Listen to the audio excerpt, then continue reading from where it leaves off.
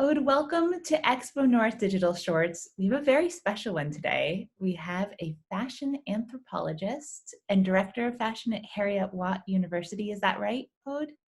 Well, I'm not the director of fashion anymore, but Oh, still working at the School of Textiles and Design here at Watt University, where I look after the design anthropology, fashion anthropology courses.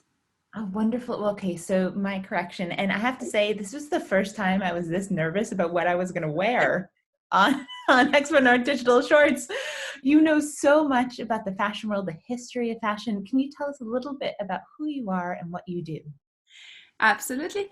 So I come from a museum background. I've specialized in fashion history at the Sorbonne University, and I've started working there in France at the curation of fashion collections. And I've had the opportunity and the chance actually to start my career in a small textile and fashion museum in the western part of France, where I have developed the first collection in children's fashion, children's wear in France. And in 2000, around 2000, we were not that many in Europe to be interested in children's wear as curators, as fashion historian.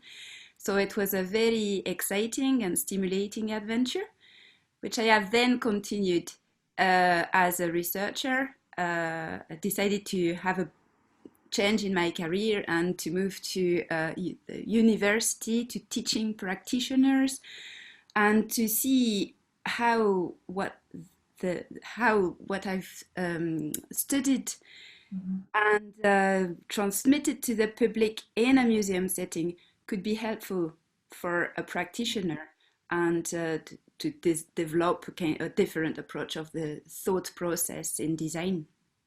Okay, and what did you find making that transition? Did you find that you could translate a lot of what you were learning about the context and history of fashion to the practitioners? Yeah, that's quite interesting because the way you study a collection, for example, you analyze the objects, you try to interpret these objects to analyze what the narrative behind the objects and to tell stories basically. And these stories, when you try to explain them to these practitioners, they suddenly make sense because they find a way to get layers of inspiration and to develop their own stories, to develop their own narrative, thanks to the observation of the past, observation of their heritage.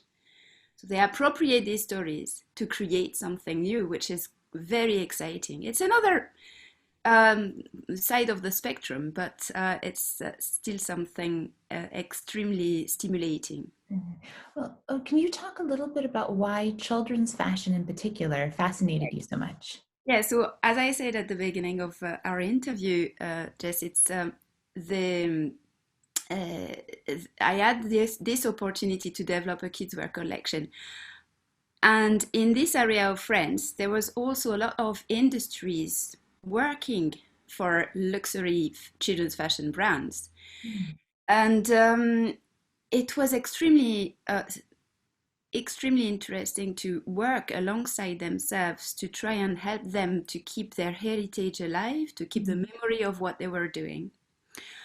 And also to study in a museum setting the history of our childhood, of who we were and how understanding our past could help us inform our future and create possibly something new. Oh, So I've worked can I along. ask why So for the total layman like me, how do clothes tell you all that? What do you see in clothes that give you that sense of history and context? well, you see how people represent themselves, how they build, how they shape their identity.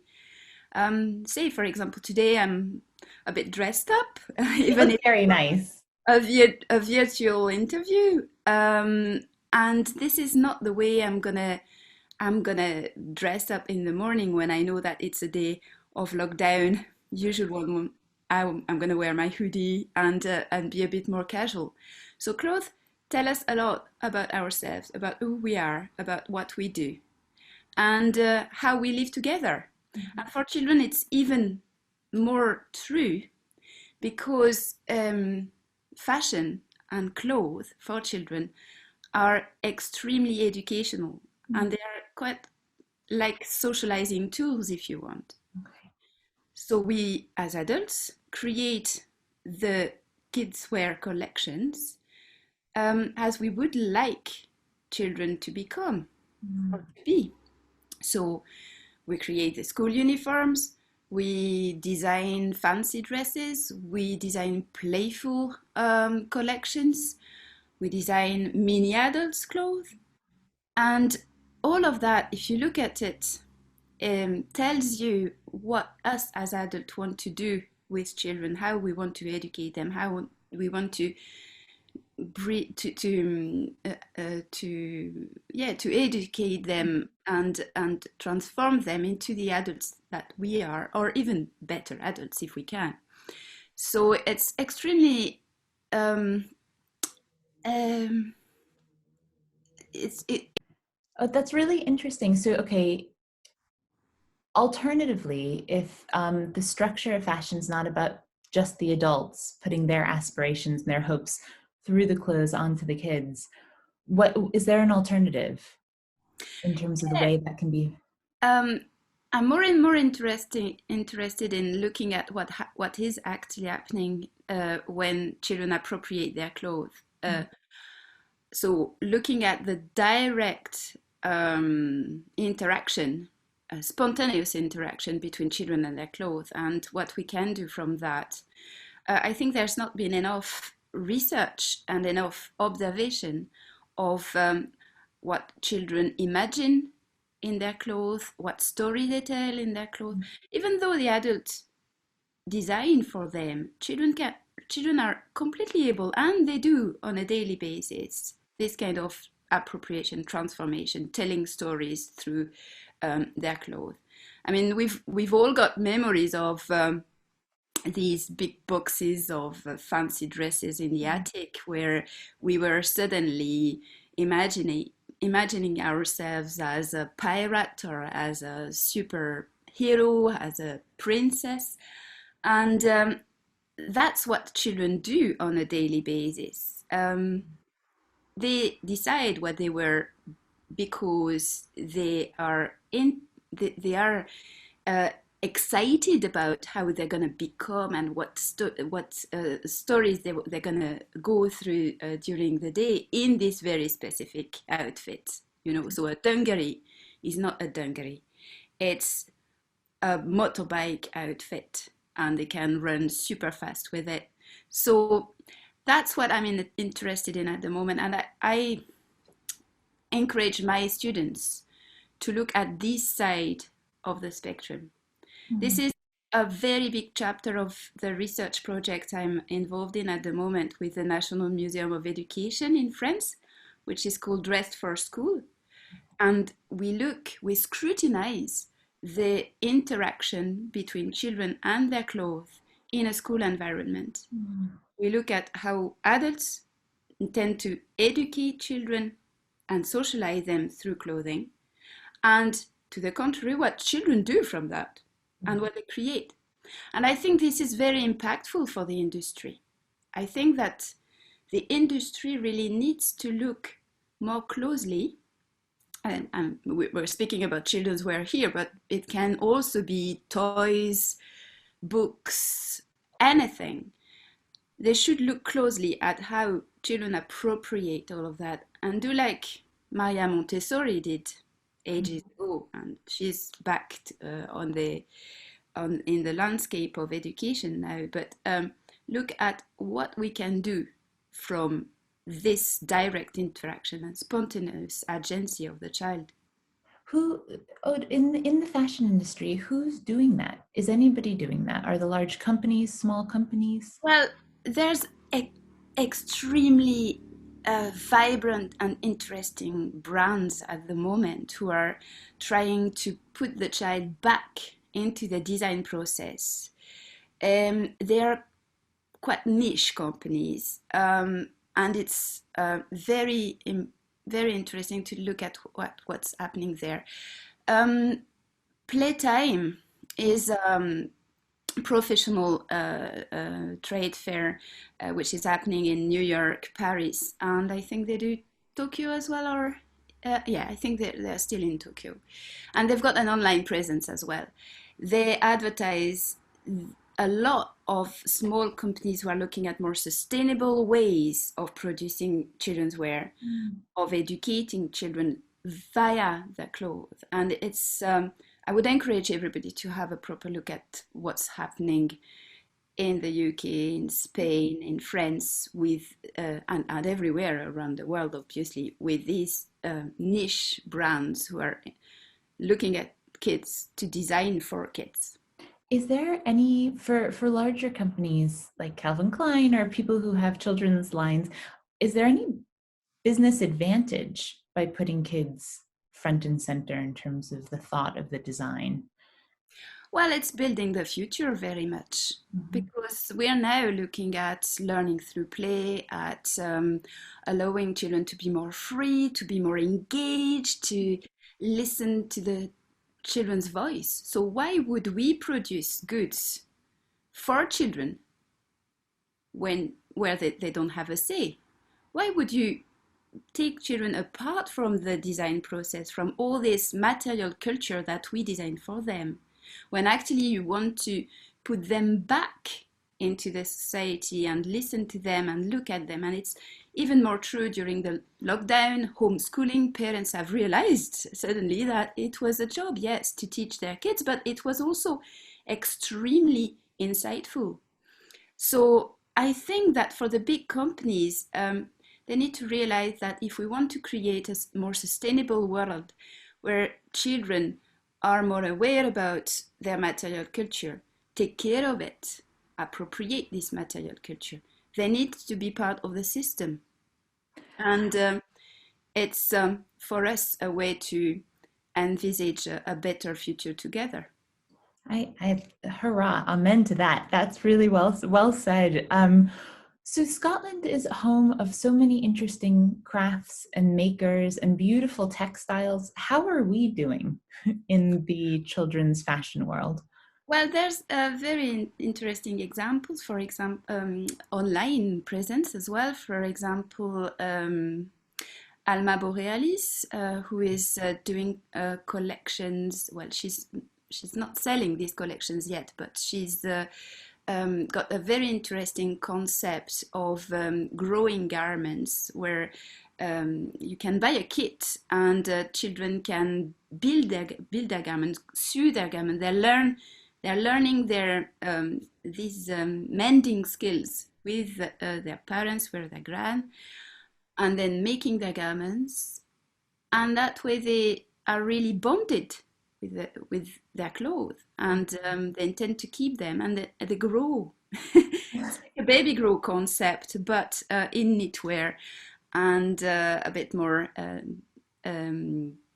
a bit more niche and conceptual, but it works, and it's a very interesting project.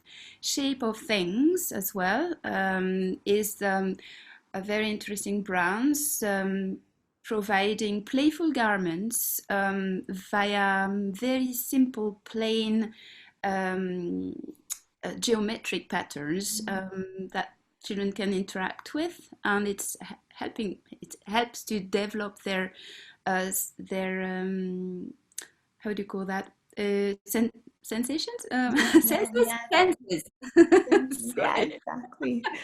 lost in translation there. But yeah, there's definitely lots of very interesting initiatives in the UK, in Scotland, and I would really encourage everybody to look at these niche brands because you will find gems. Yeah. Absolutely.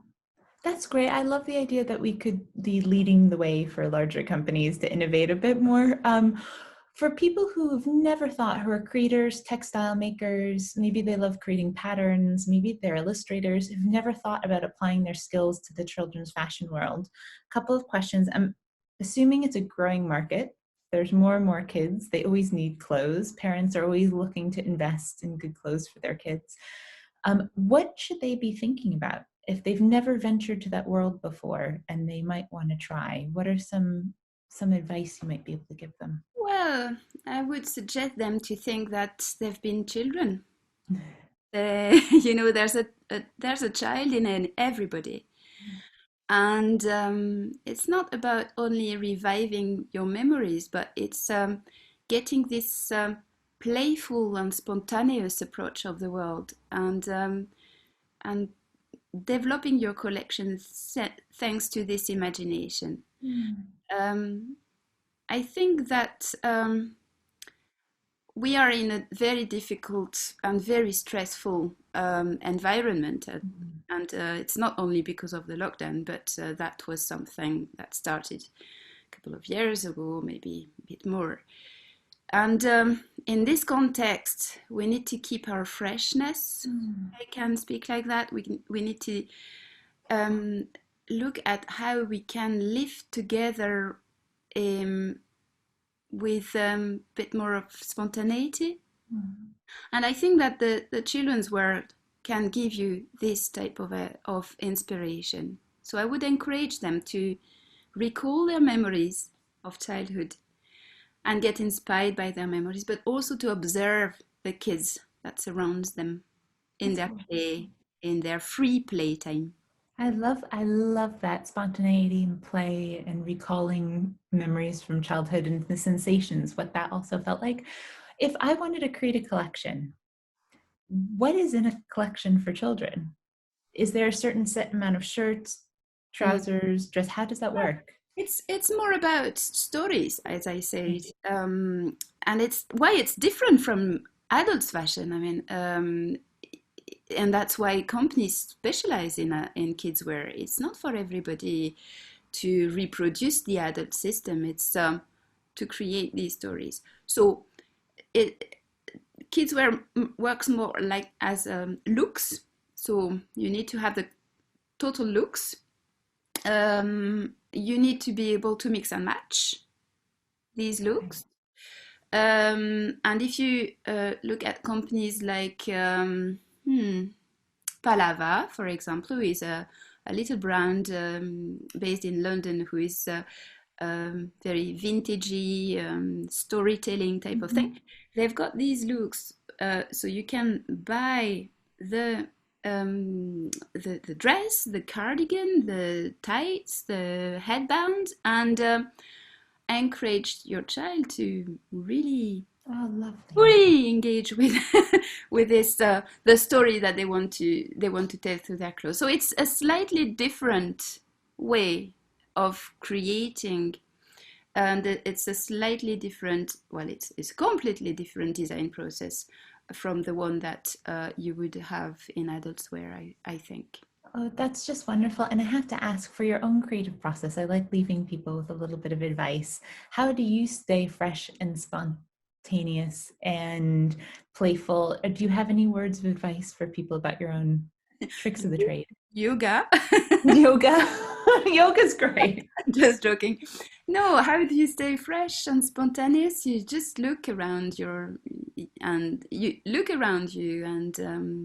when you can, you walk in the street and try to be inspired by every single thing you see. Can be somebody dressed in a very specific way in the street. It can be a tree. It can be a flower. It can be anything. But I think that we need to find a balance between the screens, the social media, the design inspiration via internet, and how you can refuel yourself in the nature, in the world, in the streets when they are not empty like they are today. But it's finding a balance, not relying only on internet inspirations and social media, but also looking around you. That's wonderful. Well, thank you so much. This is such a pleasure. I'm going to be looking at clothes and everything in a new way. I'll try to feel a bit more spontaneous today. Thank you so much for joining us. Thank you. Thank you. And thanks for having me at XpoNorth. And I hope I'm going to have the chance to join you next year in flesh. We do too. It's going to be, yes, it's going to be wonderful. We will look forward to Yes, it. but what you're doing just now is very important to keep the network and the worlds around the world. So it's very important. Oh, thank you. Cheers.